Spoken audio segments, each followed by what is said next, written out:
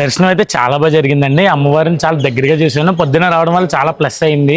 మొత్తం అంతా కూడా చాలా బాగుందని కూడా అయితే ఇదైతే 18 శక్తిపీఠాలు ఒక శక్తిపీఠం అండి, కొల్హాపూర్ మహాలక్ష్మి అమ్మవారు. దీని యొక్క చరిత్ర మొత్తం అంతా కూడా మీకు ఫుల్ వీడియో ఉండదు. మొత్తం వీడియో అంతా చూడండి, మీకు అప్పుడే క్లారిటీ వస్తుంది. చాలా రిస్క్ చేసి అయితే లోపల వీడియో అని ఫోటో తీశాను, మీకు అయితే లాస్ట్ దర్శనానికి ఇస్తాను. అది కంపల్సరీ కూడా చాలా అదృష్టం ఉండాలండి చూడాలన్నా.